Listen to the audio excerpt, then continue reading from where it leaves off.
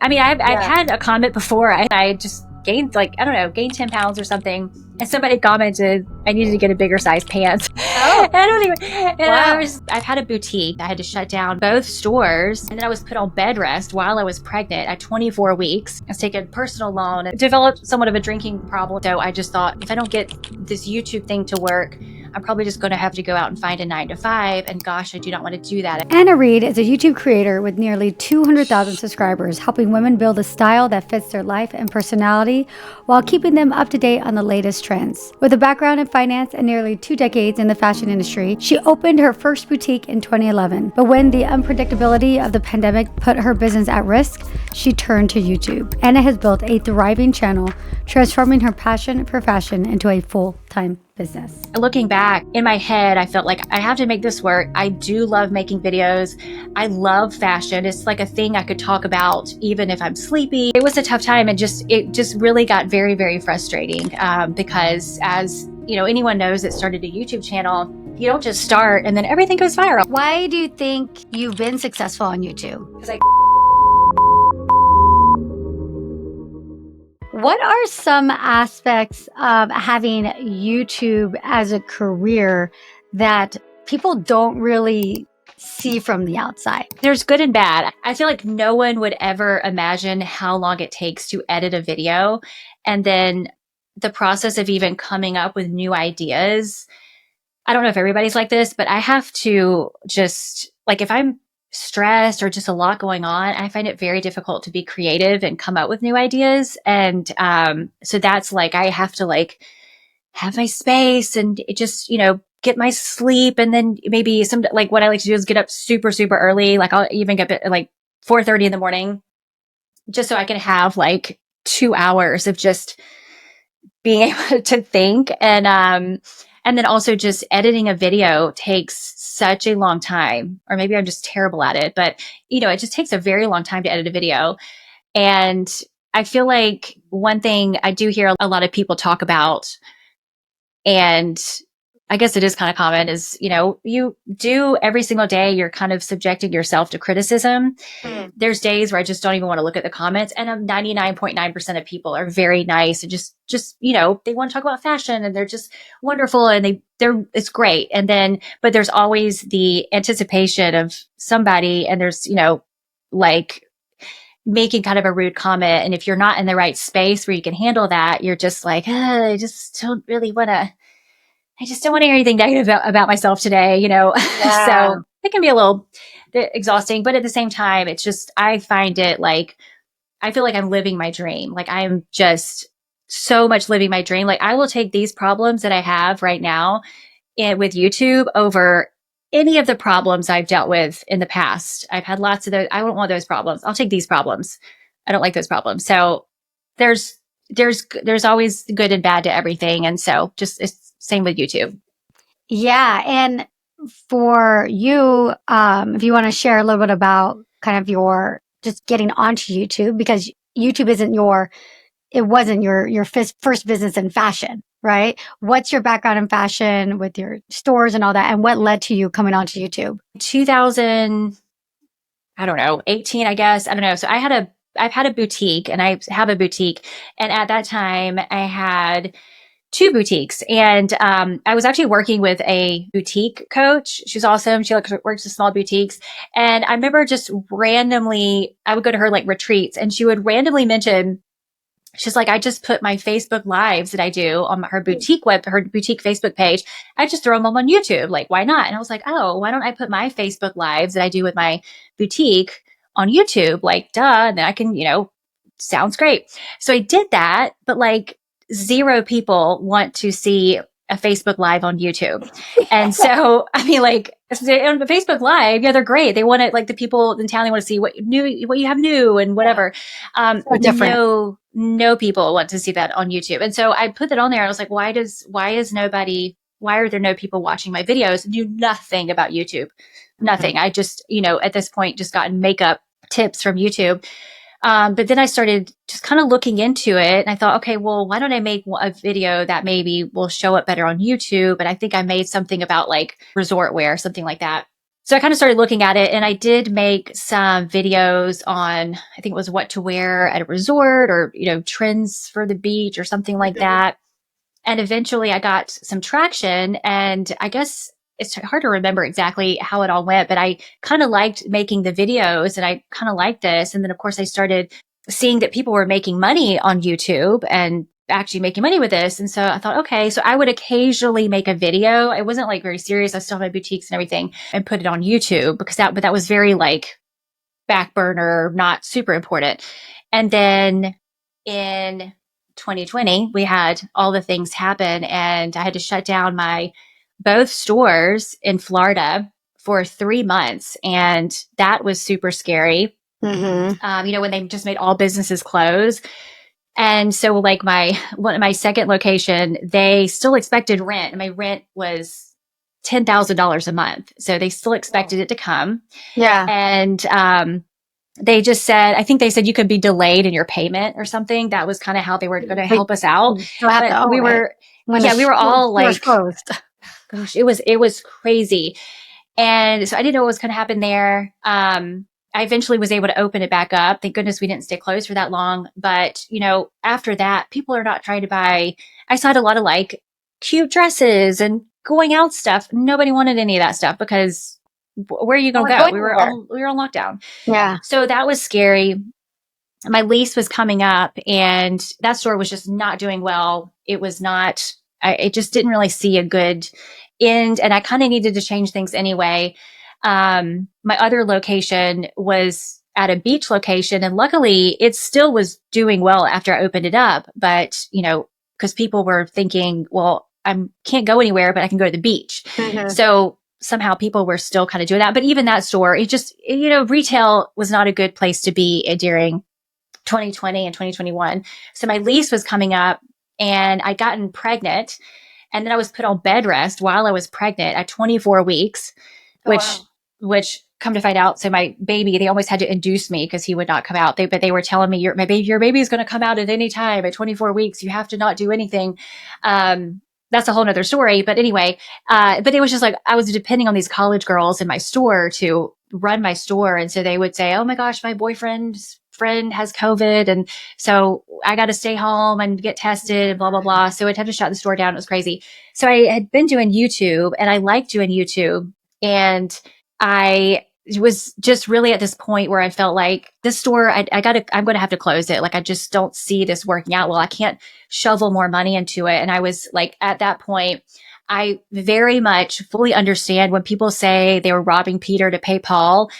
I fully know what they mean, because that's what I was doing. It was like, I was taking a personal loan, and then to pay off my business loan, to pay off the Shopify loan, to like, I had the Shopify loan, personal loan, or whatever, just kind of paying each other off to try to keep it going. It was so stressful. Developed somewhat of a drinking problem at that point too. I mean, it was awful. I was like, if I can't get this YouTube thing going, I'm going to have to like get a job, because I knew this one store was not going to work out. And then the other store, I wasn't sure if it would work out either. Thank goodness it did. It's great. It's thriving right now. But I just wasn't sure what was going to happen. And so I just thought, okay, if I don't get this YouTube thing to work, I'm probably just going to have to go out and find a 9-to-5. And gosh, I do not want to do that. I've been there. I've worked in corporate America. I don't want to do that. So with YouTube at this point, I think I had like maybe a couple thousand subscribers, maybe not even that. It could have been like 100. I don't really remember where I was in that point.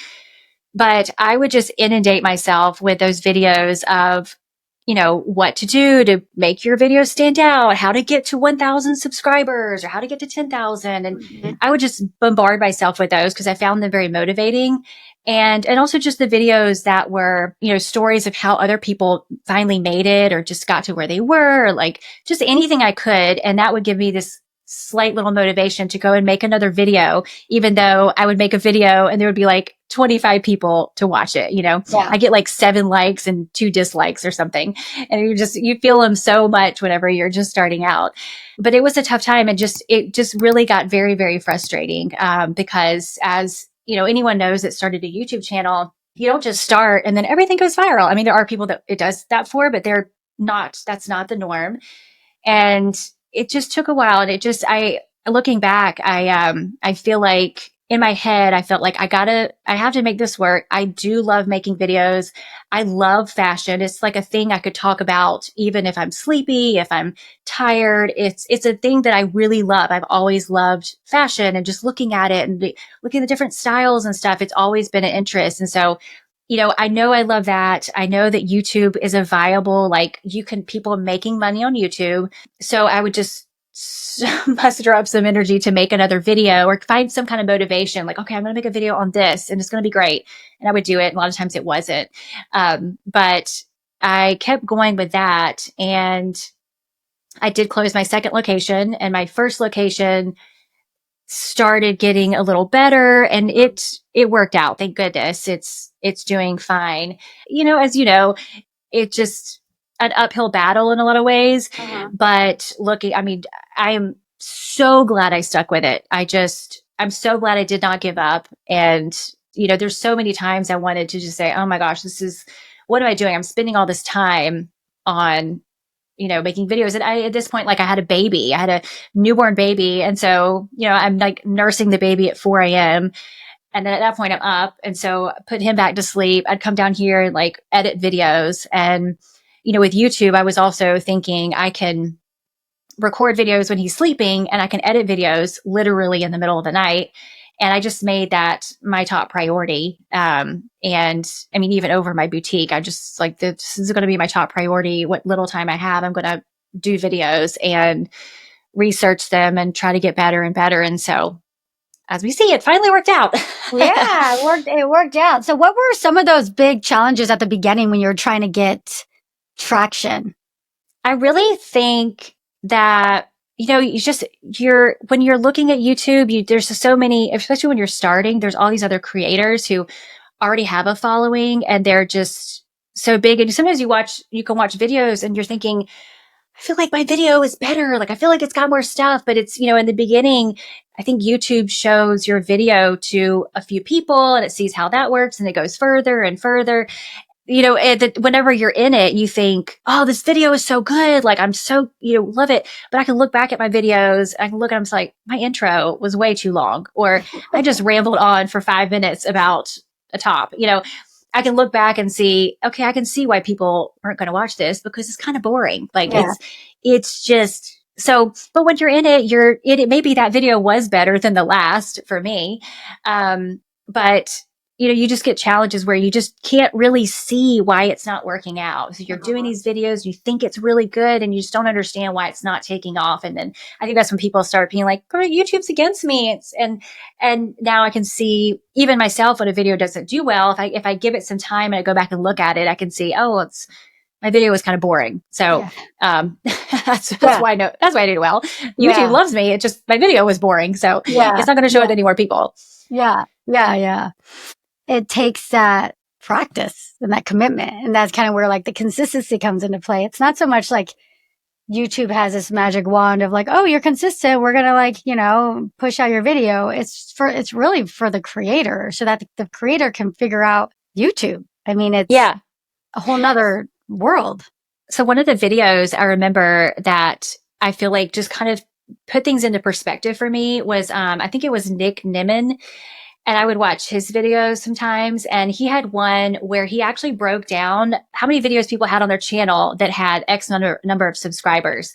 And so it was like people who have between 10,000 to 100,000 subscribers usually have done 400 videos or something like that. I don't remember the exact numbers, but when I was looking at it and then looking at how many videos I had done, I said, okay, so I've done, I don't remember how many it was, 25 videos. Why am I expecting to have 10,000 subscribers? I haven't even done enough videos. And so, like you said, consistency is important because I think people think it's because you want to stay in front of people. But a lot of times, especially in the beginning, it's so that you can quickly solve those problems. Like the quicker you can do something and fail and then start over and then, and then get it better and make it better. If that takes you a month, it's going to take you so much longer.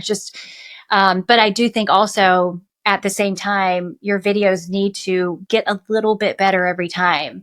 And that happens naturally if you're focused on it. So I think it's just a combination of keep making videos, keep trying to see what just a little teeny weeny tweak you can make to make it a little bit better every time and not get bogged down in it where it prevents you from progressing, but keep making videos. And it just, I feel like it'll eventually work out. Although I'm careful now when it started working out for me, I feel like I told everybody like, oh my gosh, you should start a YouTube channel. It's great.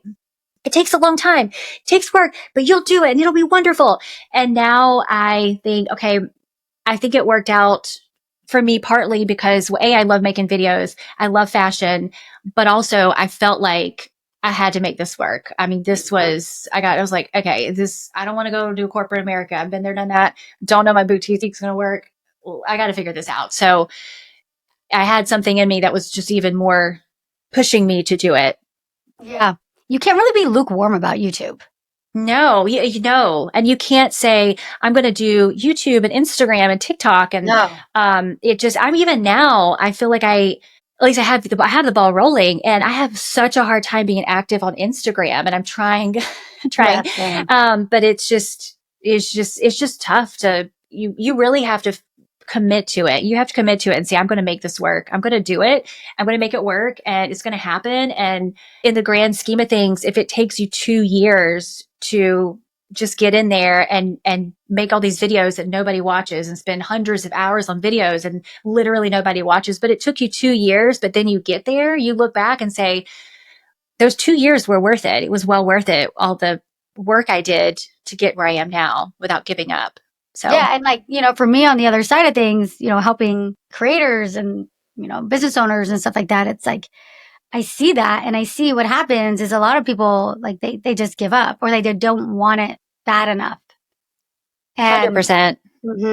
Or they'll start and think that, oh, you know what, I can make these videos and they make them and just assume that they're going to take off. And it's like, there's people that has happened. I know that girl, she's so cute. Kelly Stamps. I always think of her whenever I talk about that because I think she like posted a couple videos and they just blew it up. blew up for her. Yeah. Yeah. But, that's literally the only person I've seen on YouTube that's ever happened to. Yeah. I mean, there's people like everything. There's people that just blow up out of nowhere. But what usually happens with those people is that at some point it comes back and they're like, oh shit, like, why am I not getting the views like I used to? And then they're so in it and it's like they're starting over. They're like learning again. Yeah. I get those people too. They went viral.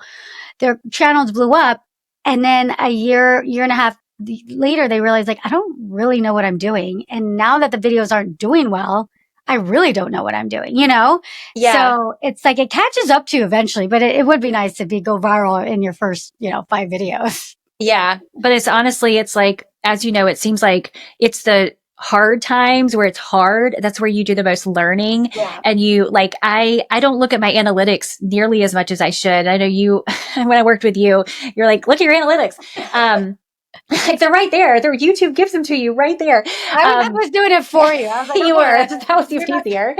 But still, maybe actually, when you've said that on your videos, you're like, guys, YouTube has this great feature called analytics and you should look at them sometime. And, but when things are not going well is, you're really kind of trying to figure things out. But when things are going well, the tendency is just to say, things are going well and you don't really grow or progress. You just got to kick your feet up. And then of course it never lasts forever. So I think I almost prefer having to push a big boulder up a hill rather than it all just happen wonderfully at the very beginning, because once you get up to the hill, it's so much sweeter. Like all this work. And like, even, I look at like the money I've made in my boutique, which boutique business is not super profitable. If anybody's wondering, it's just like a passion business. But, the money that I make on YouTube, it's like, it has more value to me. It just like, if my daughter and I are going to go to DC together for spring break and, I'm able to do this, because I've been busting my butt on YouTube and everything. And somehow it just makes it so much sweeter than any other money I've ever made in my whole entire life from anything else I've ever done. And I don't know why. Maybe it's because it's a creative endeavor. It's all just me. And that's why it's so much cooler. And I think it's all you. It's all you. It's you, right? Yeah. And there's like pluses and minuses because when you're not doing well, it's like nobody likes me. They don't like my face. They don't like the way I talk. It's all you, right? But then when you like you grow and do well, it's like oh they love me, right? So it's like a lot of it's easy to like put your self worth and value, which it's not good to do on like if it's doing well or doing bad. But I think part of it is like you're not given anything like nothing. No. Like at least with a job, they give you a salary, maybe you get some benefits, like you You get get some paid training. sick time. Yeah, Yeah. you get nothing. Like anything. You want to get training? You pay for it. You go to me, right? Like you want Mhm. to get this? Go. You go do it. You got go do it. All right. Like you're Yeah. given nothing and you got to No. really make it work. Yeah. And I think that's too, is like, you have to somehow in your soul be like, this is me. This is what I want to do. And I really love it. And even though it's hard and whatever, you just feel like, no, I got things to share. I got something to say and I won't be able to listen Yeah. about whatever. Yeah, and a lot of people that blow up like that at the beginning, not all of them, a lot of them they don't stay long term on YouTube. Yeah, And YouTube is I always say this long form, long game. It's like it's really about how sustainable can you be on the platform. totally. And that's also a little scary too. It's like, if I was in corporate America, the amount that I'm making next year, I might get a raise, or, I might, make a move to another job that pays more. But in YouTube, if today I say I'm just going to take a 3-month vacation and I'll pick it up in a year, I'm not going to just keep the same income. I mean, my Google AdSense, which is super unreliable, will just like that. It's just like, if you don't show up, you're, not making money. And I think that's the other thing, is that people, like, there is passive income on YouTube, but you got to keep up you got to keep it going. It's not totally passive. It's, No. I you do think have to it's keep it more going. like yeah, because I don't think passive is a good way to describe YouTube at all. But I think it's like I call it the perpetual profit pipeline. Hmm. Like it's kind of like you put more work into it and like that whatever you get paid is going to be bigger down the line. It's like it like the stock market. What's that phrase that you see is I've like been I talking to should know. people I on was a brain. finance major, but I know Oh nothing yeah, anymore. like Left a my compound brain. interest, right? Ah, there we go. Yeah, there Yes. you Love go. compounding interest. Yeah. So you put every video you put in, at some point it will go out there. It's going to make some money for you. So maybe like the passive part of AdSense, is one thing today, but in a year from now, it might be double what that is. You still have to kind of keep putting videos out, but you're just going to be making more. Hopefully Yeah. yeah. Yeah. And that's Yes. what I I see see what you're saying. happening. So it's just, and the opportunity is there's just so much. Was there a particular moment or video that kind of was that turning point where you're like, oh, maybe I don't need a corporate job, or oh, this is going to work, or I'm so glad I made that decision. I have 2 videos that stand out that didn't make me think I would be like good to go, but they did make me think, okay, I need to keep going. And one of them, one of them was actually there's 3 videos. One, I think the first one that popped off, and by popped off I mean I got like 1,000 views. Like, oh my god, I'm famous. Um, and it was I did they love me. It was like, went to where on a cruise. Oh, And yeah, and I just, gosh, it's like the most cringy video. And I was just like, me, like, and I wear my stuff, whatever. And I just, like showing some stuff, and it was like all kind of things from my boutique, because I was still kind of like trying to like link them together. I think it may still be on my channel, but I'm like, I can't even go back and look at it. It was so cringy. But that one, because what I had done and what is recommended is to find these search terms that just there's not a ton of people that have made videos about them. And one of them at the time was that what to wear on a cruise. That was kind of a good, like, there really wasn't a lot of videos, especially for mm-hmm. like people my age. Mm-hmm. I'm sure there might be now, but so it kind of got some traction. So that kept me going a little bit. I think maybe that pushed me over 100 subscribers or something, which 100 was like, oh my God. And then another video, I started noticing I would do like trend videos, but I would just there was no timing involved. And so I thought, okay, wait a second. But if I do like a fall trends video and I get it out first, then people have no choice but to watch my video, whether it's crappy or not. And so I did a fall trends video. I forget when it was. And it was okay. I had like, it's still very cringy and terrible and boring. But, when I look back, I just feel like, oh, I could do so much better. But it was a fall trends video. Nobody had done a fall trends video yet. And so if you wanted to see what the fall, whatever season that was video, mine would be the one that came up. And so that video, I think it got 2,500 views or something. And so that one, I feel like that was when I started thinking, okay, I can do this. But the one video that really got a ton of views and when I was really trying to niche down and just really get these search terms that I felt like there weren't a lot of videos about them. So I had a better opportunity to get seen. One of them was how to style a large bust. And I got a lot of views on that one. And so then I made like a swimwear for a large bust. I remember that one when we had already done that when you came to work with me. Yeah. I remember that. I was like, oh no. That one has like 98% male viewers. 2%. But I'm like, you know what? It's still kind of making money. It's making like $10 a day. So, I mean, that's a couple Starbucks coffee. Yeah. I got so many terrible comments on that because people were just like, what they got this swimwear for old ladies? And, did AARP have a swimwear brand? I mean, God, really? Oh my God. I don't dare look at those comments anymore. But, but it was, at the time, my goal, I was very committed. I'm like, I just want to get my videos out there. Turn that video off for a little bit? I may have. Yeah. Maybe I did turn it off. Yeah. I thought. Maybe I did because you were like, that's just messing up your audience. Like, obviously my audience are like a bunch of men. 99% men. Yes. You're getting all these comments and you're like, well, I'm like, no, maybe, yes. Thank you for being the voice of reason there. So like, Anna, don't show your boobs on the internet just for views.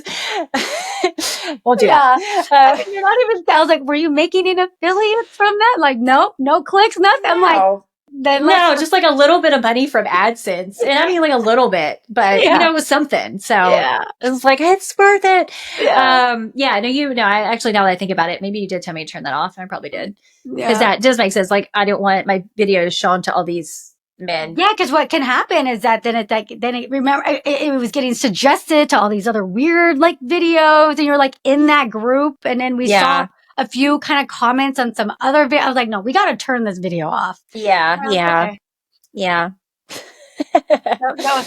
Hey, I make good decisions sometimes, but I also make really bad ones. So, whatever.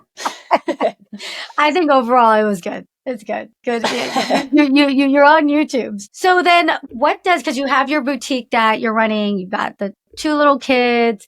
What does your kind of weekly schedule look like as far as YouTube and the production of it and just creating the videos?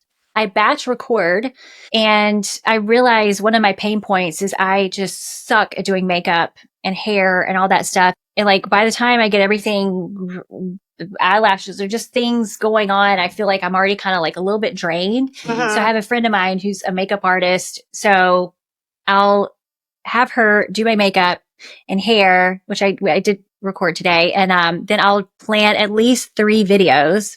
If I can get more, if I can get 4 or 5, then great. Sometimes I just don't have time for it, but I'll do that for one day. And then the rest of the time is spent editing. And so, especially if I like to try to do 2 videos a week, and that just takes up all my time. Oh, yeah. And I don't know if I'm just really bad at editing or what. So with an editor, I'll get her like last month, I had her edit 3 videos out of the, I think 6 I did. And so that alleviated some of the stress. But yeah, a lot of it's just spent like editing. And then my problem now too is I've realized, I don't know if it's because I'm 43 and my brain's not working right or something. If I have to just switch over to boutique problems real quick, like I'm editing or something or trying to figure out my video or whatever, and then I have to switch over to boutique, it's like, it's not very doable. And luckily I do have a really good manager at my store. So she handles all the day to day. So it's not like I'm getting calls from an employee being like, hey, I'm going to be late or something like that. But, there's still issues that I have to sometimes deal with. And, so that gets a little bit, I try to just block out time, like, these hours I'm going to work on my store stuff and, respond to vendors and whatever. But that's not how it works all the time. And then of course my kids are, when they get sick and they have to be home, oh my Lord, that's it's just this stuff. I don't like these moms that are stay at home, work from home moms. I don't know how they do that. It's just very difficult. But I, but yeah, a lot of time is spent editing and then also just, like planning out videos. If it's something like with videos, my current, like, not problem, but what I'm trying to do is I want to do some more, just something, try some new stuff. And I got even hired a stylist because thought it'd be fun. I did a video a long time ago about getting a professional person to do my colors versus just hiring one on like Fiverr or something. And that was a really fun video to do. And so I thought I would hire like a stylist and then also get like a stylist on Fiverr and just kind of do that. But it takes a lot of time for me to do that and figure it out or whatever. And so I just haven't been able to do it because I've overcommitted myself to things. And it's a good problem to have. Again, I'm just like so thankful for these problems versus the problems I was having a few years ago. Yeah. So, but that's kind of the issue I'm having now. Cause I feel like I'm like, I need so much free headspace to be creative and to figure things, like to plan things. And if I don't have it, then it just can kind of get a little stressful. So yeah, for sure. I mean, and you edit some of your videos? Yeah. So, the new editor, she's edited 3 videos so far. So this is very new. You having an editor. Very, very, very new. Yeah. It was good that she came along because we were like all had the flu for like 2 weeks. So that was a big help. But yeah, so she edits some, but the thing is with an editor, I still have to get it sent to her like a week, enough time that she can do it. And then I also have to kind of organize everything for her to do so she knows what I want. And so a lot of times I get creative when I'm editing because I'll edit and I say, oh my goodness, this would be really cool if I showed this or if I did this outfit or something like that. And so I just have to kind of be a little more organized. So it's not like the cure for everything, but definitely it's helpful right now, but also very expensive. So yeah. And then when you're doing filming, so it sounds like you only film like what, twice a month? Yeah, 2 to 3 times a month. I try to make it 2 to 3 times a month. So you're a fashion YouTuber, technically, What would you say are some like the challenges of being in that niche? This is like the opposite of what you just asked. One of the not challenges, I feel like fashion is always changing. So I do feel like always something to talk about. Yeah, which I love. And I just always love that. But with fashion too, it's very personal and you are definitely going to offend people no matter what you say. People love to hear what's out of style and like what looks bad. And, those videos always do really well, but there's also people who for some reason watch them, even though I'm like, why are you watching this if you don't want to? They're like, I don't care about fashion. I wear whatever I want. I'm like, there's so many other ways you could spend your time. This is not a good use of your time. So, you get some negative comments and stuff. And, with fashion, I would say it could be keeping up with trends and stuff. If that's not like an interest to you, I feel like I love it. I just, for some reason, I've like, even since I was like literally a little girl, I watched like, Style with Elsa Clinch on CNN. Yeah. And I don't know why I was like Saturday morning cartoons. And then I wanted to watch Style with Elsa Clinch on the runway shows. Made no sense. But I love it. So I do think like if somebody was thinking, oh, I kind of like clothes, whatever, I feel like with fashion though, so there's just this space for not everybody wants to dress like me and not everybody wants to dress trendy or not everybody wants to dress, in workwear. There's just, so if somebody went on there and they don't care about trends and they just really want to show some casual outfits for, women that are retired or something, there's a space for it. Because there's other women out there that are just like that. So I guess I'm kind of not really answering your question. I kind of feel like it's a great space. I think the issues would be just kind of the issues that everybody goes through with YouTube of making sure you come out with fresh new content. And that can still be tough with fashion because, you don't want to sound like a broken record. And then sometimes I find like with trends, there'll be something I'll talk about. And then some other video, I'll think, okay, well, I talked about that in that video. So I'm not going to talk about in this one. And the people comment like, well, what about this? I thought this was, and I'm like, I said it in that other video. Yeah. But then if I say it again, it might be redundant. So I don't know. Come one, come all. Fashion is great. I think it's a great space. And I just think there's people out there for everybody. Somebody's not going to like my content, but they might like yours and vice versa. So I think it's a great place on YouTube to be. Yeah. Yeah. I think it's a good one too. There's a lot of opportunity for monetization as well. Yeah. Yeah. And affiliate links and stuff like that. I guess that is one thing about fashion is that weight will fluctuate just different times of the year, depending on what's going on. And if I've gained a few pounds and, and then I'm trying to show clothes or just, I don't know, you can get really self-conscious, with sometimes because you are showing yourself in clothes a lot. Body. Yeah. Yeah. Yeah. So, I mean, it's actually good motivation because I think, okay, I need to stop making like I have this bad habit of making chocolate chip cookies all the time. And so I'm like, I need to stop making chocolate chip cookies because I got to be able to fit in these clothes that this company sent me. Yeah. I can't be growing out of them before I even record it.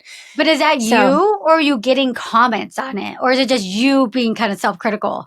That's me. I mean, I've had a comment before. I had like, I forget what was going on. I somehow I gained some weight for some reason. I don't remember what had happened. But for some reason I just gained gained 10 pounds or something. And somebody commented that I needed to get a bigger size pants or something. Oh, I don't even, and wow. I was, it didn't even really do anything to me. I just thought, yeah. I need to put down the cookies. You're right. Yeah. You're not wrong. You're not wrong. Yeah. I think fashion is great. I feel like there are some subjects on YouTube that you can get to a point where I don't know what else to say on this subject, but I don't feel like fashion is like that. I feel like, especially if you have a real passion for it and you love it. That's kind of the key, I think, for anything, Yeah. Because you could get sick of it, sick of the topic, but as long as you love it, then. Yeah. I do want to, though. I get a little bored with myself sometimes. Like we all evolve as people and I evolve and I'm always going to love fashion and everything. But I like doing these videos of healthy habits or just different ways to just improve your life. And I feel like just, these women that are watching my channel who, according to my analytics, they're all around my age. They aren't just focused on fashion. They also want to sleep better or feel better and feel good about themselves. And so I like doing videos kind of in that space, even though that's not my normal content. And sometimes they do well and sometimes they don't. Yeah. But that's fun to venture out into as well. So I'm trying to look at it more as what does my audience, what are their issues they have going on in their life? What would they like to see rather than just always sticking. I mean, I'll always stick to fashion, but I like these other issues that people might be having to talk about. Yeah. I mean, that's the thing. It's like, as long as it fits with your audience, then it's kind of fair game. And it's not a bad idea on YouTube to experiment with just different content every now and then, because you just never know. Something might stick and it helps you evolve as a creator. And like you said, you get bored of yourself, then it's like, it kind of trickles down into the content because then you get less creative and then you get less excited and then it shows up on camera. And so it's like, whatever you could do to stay fresh, even for yourself, is important for that longevity. Yeah, 100%. Of course. Does the pressure to remain consistent ever impact the creative process? Yeah, the pressure to remain consistent and also the pressure to do a video that's going to do well for a sponsor. If I have a sponsor on a video, I want them to be happy. And like I was saying before, I truly feel blessed that I have companies that I've been loving forever, Uh-huh. like Jones Road Beauty and like even Majuri Jewelry. That was a company that Uh-huh. when I first started YouTube, I saw a YouTuber. They were a sponsor, and I love the jewelry. I ordered a pair of earrings. I still have them, and Uh-huh. so oh my gosh, it'd be so amazing if I could work with them sometime. And now I've worked with them several times. So they reached out to me. They want to do another video in March. And I'm like, I can't say no to Majuri, and Yeah. Jones Road Beauty. I'm like, I can't say no to them. I loved, Miracle Ball and whatever. And so I'm blessed to have this problem, but then I end up overcommitting myself to people I love, these sponsors I love, but and then I feel like I have to do a video that I know people will do well.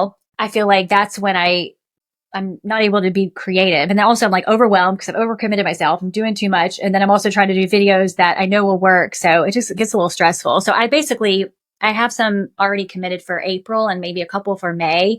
I'm not taking on for those months. Like I want to do the stylist video. I want to do a couple Uh-huh. other things that may or may not work out, but just try a few things. So, but yeah, and being consistent. Like I know in my heart of hearts, if I skipped a Sunday, that's like my main day. If I skipped a Sunday and said, hey, I'm not posting today, I'm not going to just like lose everything. It's going to be okay. But I just can't seem to let myself do that to give myself some space.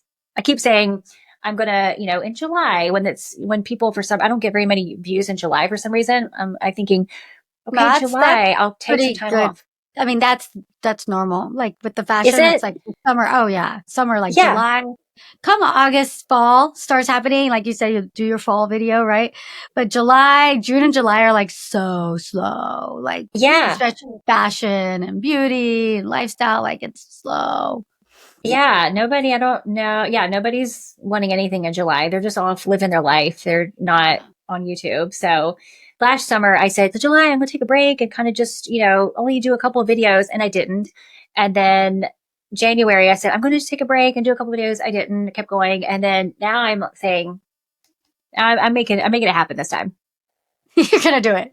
We'll Yeah. see. A year later. Yeah.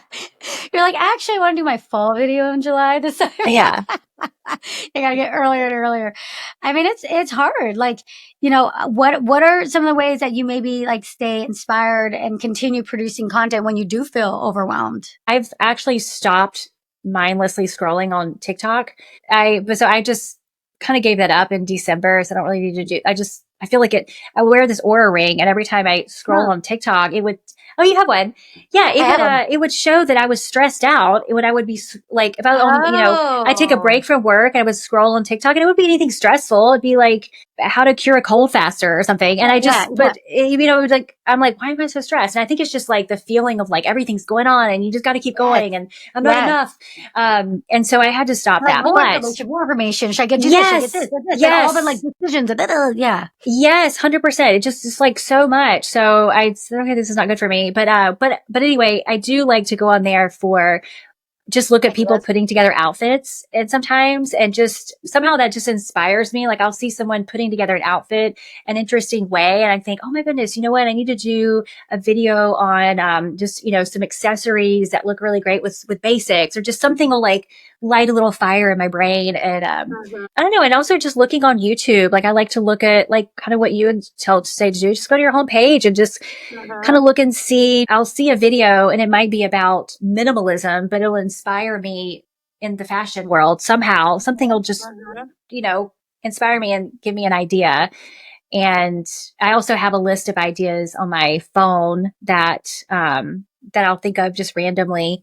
And then sometimes I'll do them and sometimes I don't. But sometimes I feel like people just want to be entertained on YouTube and they do want information, but if you get too technical with everything, they just You kind lose of, them. yeah, like they want the information in an easy way that they can take home and digest, not that they have to really be like taking notes on. Like I'll come up with these ideas that I feel that when I look at them later, I'm thinking these look super complex. I don't really Mm, need to make a video on this technical. granular. So Yeah. yeah. So I don't know. Sometimes I'm more creative than others and sometimes I surprise myself. I have like a coffee shop I'll go to and I Uh-huh. just get a large coffee and I just focus and I can usually come up with some cool stuff. Yeah. Why do you think you've been successful on YouTube? Because I kept doing it, even though I made crappy videos and nobody watched for a long time. And I just kept going. I honestly think so. I think it's like any industry, with it, no matter what you do, especially with the creative stuff, there's going to be a point where you're doing all this work and you're trying, you're going and nobody cares. You're not making any money and it's just a waste of time, or so it seems.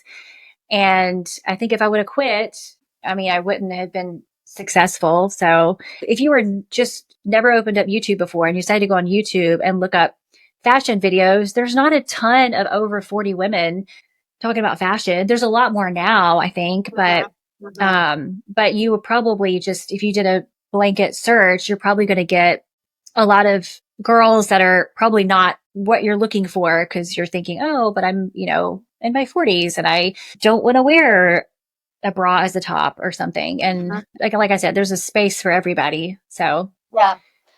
I feel like there's a lot more now of like the over 50, but like that area between like 35 and like 50 or 35, 45, that area. And I don't know if it's just because it's like, people are having kids or whatever it is, but I feel like that area, there's not as many as like the 20s and, early 30s or like the 50 plus.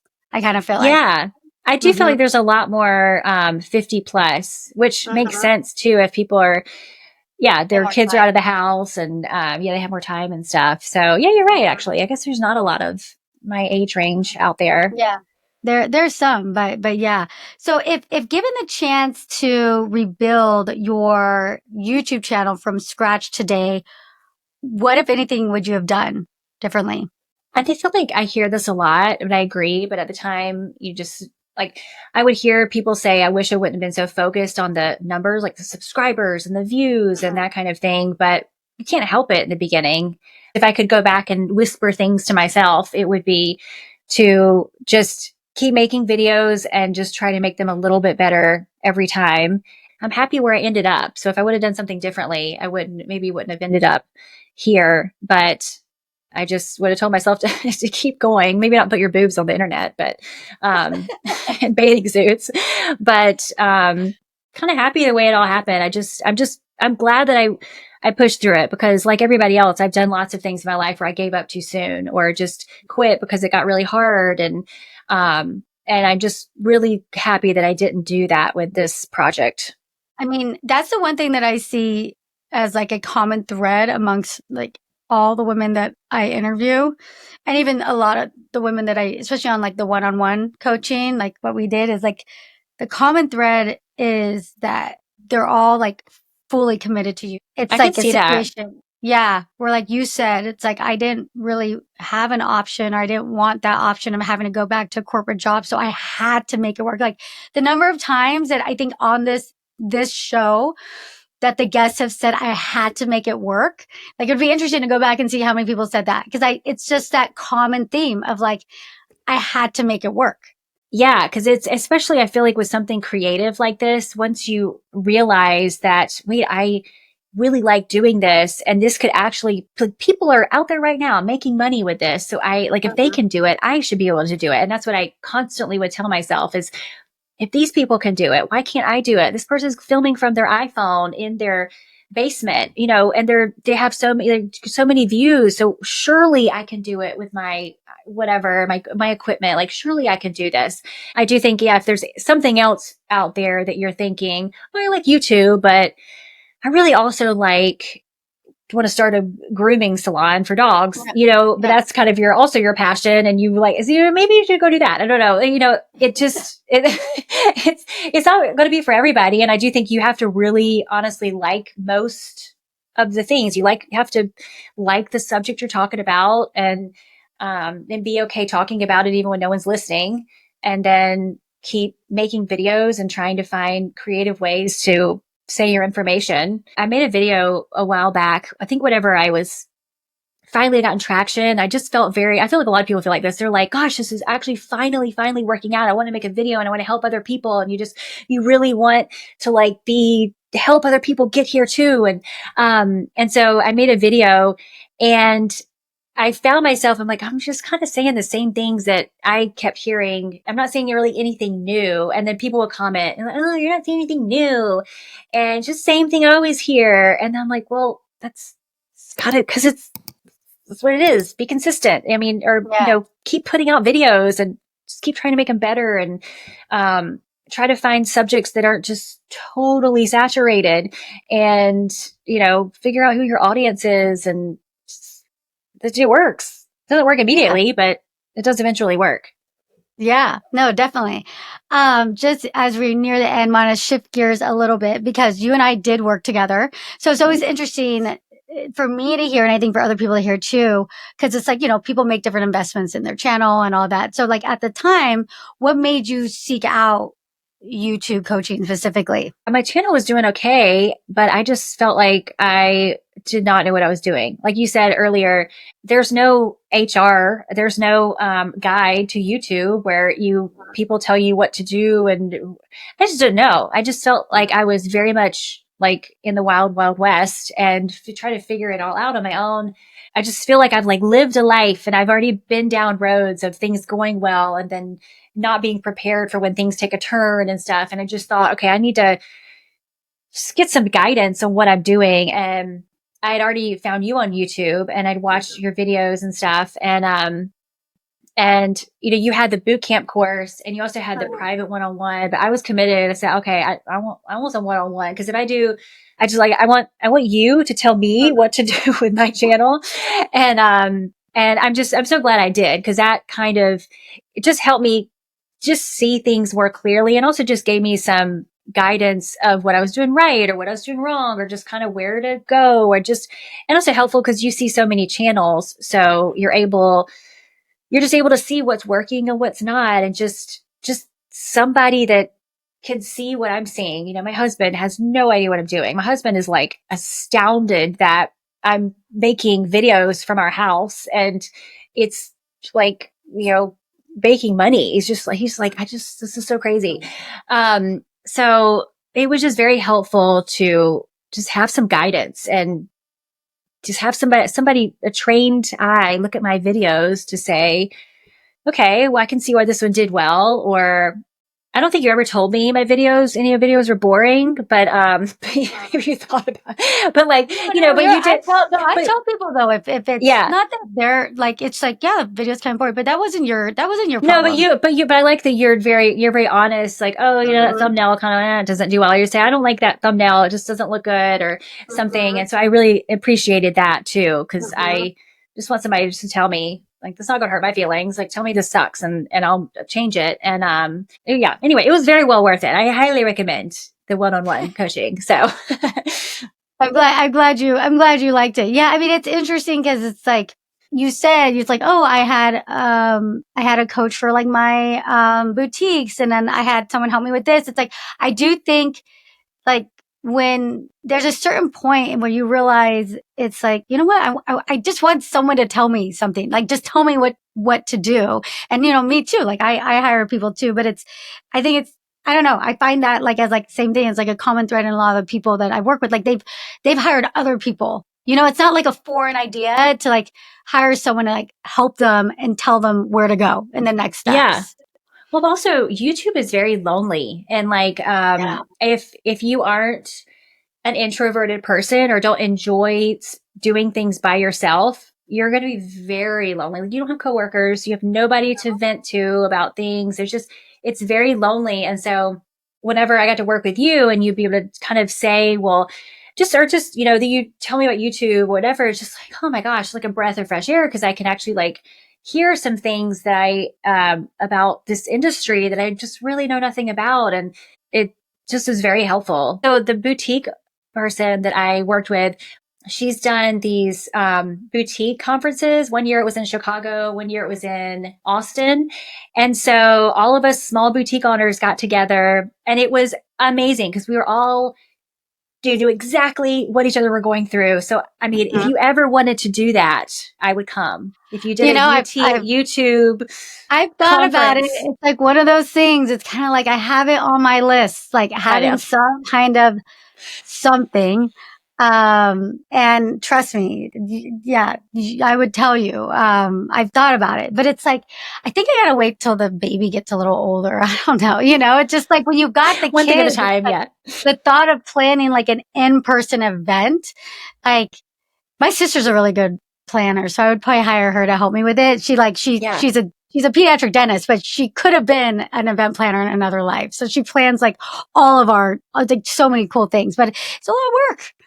So I know there's like YouTube events and actually another good thing about YouTube, I don't know if so like YouTube will email me events that they're having for their creators and they have them all over the country. So Uh-huh. my sister-in-law and I went to Paris for the Olympics very Oh, spontaneously, cool. and YouTube said, "Hey, if you're going to be in Paris for the Olympics, we want to, you can RSVP to this space." And I was kind of like, what is this? And so I RSVP'd, and they had rented out a space in the French Olympic House, and we got to go in there and go upstairs. It was only 4 rooms. I think Mercedes had another room or something, some car Mm. company, and you're overlooking the French Olympic House, and they have free food and drinks and a backdrop and everything. And it was just crazy. It was so cool that YouTube does this for their creators. It was just really cool Uh-huh. to feel very supported like that. I talked to other YouTubers, Yeah. but Well, there, yeah. I feel like everyone's kind of like me. Like we're a little bit introverted. Like we're like, like not super social butterflies. So we did talk to some people. But anyway, what I was going to say though is a lot of these events though that are for YouTubers, I feel like just there's a lot of gamers and there's a lot of Mm. people in totally different spaces that I have nothing to do with. And so I Yeah. feel like, what am I going to do at this event with these like 20-year-old Gamer. gamers on YouTube? I just really, so I would love it if there was some kind of event that was like the YouTube women of beauty Yeah, and well, I fashion know. crowd. I know, and I know it's No what I've had pressure multiple though. people. No, I know. It's actually one of those things I need to just put it more on my vision board and be like, I need it to happen soon. But one day it'll happen Yeah. and you'll be Even there. 5 years from now, your And daughter we'll will be finally get to 7. meet in person, I know. That's That'd be what's so fun fun. too. I know so many people, and like some of them have been really lucky to meet in person. Some of them happen to be in San Diego, and it's like, oh, okay, let's meet up. I'm actually seeing a couple of my clients because I'm speaking at an event in Pittsburgh in a few weeks, and so the people there. So there's nothing like meeting in person. I agree. So, Yeah. all right, where do you see yourself going with YouTube? What's the future for you for this channel, for your kind of like business? Like, where do you see it? I actually have been trying to organize my finances, as in, what if, I don't know. I see a lot of people on YouTube kind of burn out after 10 Um, years or so. And right now, I feel like, well, why would they not want to? But I could totally see how that would happen. uh-huh. Because I even get burned out sometimes. And I see a lot of these people like leaving YouTube, and I just feel Yeah. like YouTube hasn't changed. You're just burned out of like whatever you're Yeah. talking about or whatever. And so I can see that happens. And so I've just been kind of like financially thinking, okay, let me organize, let me invest and save and work with everything so that, if I ever get to a point where something happens, or I can't do YouTube, or I just totally don't want to, that I won't just be immediately like, oh my God, I got to go get another job. But I plan on doing this for a long time. And I am kind of like, once I find something I like I'm like a dog with a bone. Like, even my boutique business, I've had a boutique since 2010. Uh-huh. And even though I get tired of certain parts of it, and I've learned that managing people is not my forte, and I'm just so bad at confrontation and that kind of thing. But I love fashion, and I love certain parts of it. So I can't see giving up YouTube. I can see myself maybe working it out. I don't know, probably doing something, going some different directions or something. But I definitely I'm like, I should be able to do this for 10 years and still enjoy it and love it. Because I feel like when you're my age, you've already done a whole bunch of stuff, and you've done things that you hated, and you've done things that you loved, and you've done things that you loved but just didn't pay well or something. And this is a thing that, even if I'm tired, I haven't slept, and whatever, I still want to do it. So I can't imagine that really going away. But I am kind of planning, for who knows what would happen. But I do plan on staying on YouTube. I do want to get more active on Instagram. And Yeah. that's another place for you to put your affiliate links and stuff. So, I mean, I Well, know a it's lot of more people like I on just brand need to deals. like post some stories and stuff. And I just feel like Yeah. people message me all the time. So I feel like I need to put my, you know, this is what I'm wearing today. Even though I'm super casual or something. Yeah. That's a lot. So It's a lot. So when you say you're like financially planning, like I know you're a finance person back in the day. What are you doing? You're just like investing in like stocks, 401k, or like what do you mean by that? Or just kind of saving? do you ever listen to Ramit? It's his last Yes, name. yes, for me, Yeah, he's the Sahi, guy with I'll yes, teach you to be rich. yes. I Um like his couples thing where he has the couples. you know Like what? I he, haven't looked at a lot of his couple stuff yet.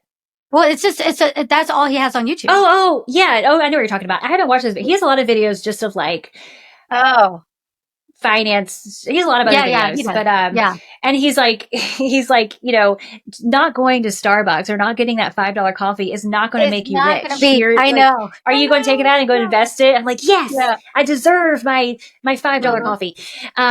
But I listen to him, and one thing he has said, and actually I have a good friend who is very good with his money and everything, and he loves to travel and everything, and he takes, I think it's 30 or 40, I think it's 30%, 30% of his income, and he uses that for travel and fun and everything. And so I've always been kind of like, let me pay this and save and everything. And what little bit, I'll just get a little bit for myself to travel. And I've just totally shifted my thinking that Mhm. no, you know, my daughter's going to be 9 for only a year. You know, I want to do Yeah. things with her and I want to take some. So anyway, I've shifted where I do spend money doing that stuff now, the things that I want to do. And then I also take a large chunk of it and then invest it. And I'm actually working with a fidelity guy, but although I might, Mhm. it's just somebody on there just to try to invest in a way that a lot of it will be good until I said, like, I'm 43 right now. I said, you know, what if I wanted to try to retire at 55 or at least have Mhm. enough to where I wasn't, you know, um, had to work so Yeah. much or something. And so we're kind of working on that, but Mhm. I don't have a solid plan to give you yet. But that's like a current thing on my brain right now is just to make sure that I'm have enough that I'm Financial. being able to do stuff right now and like enjoy the fruits of my labor because we had so many years where it was the opposite. It was Mhm. just awful. Mhm. And so I want to enjoy it, but I also want to, you know, Smart about it.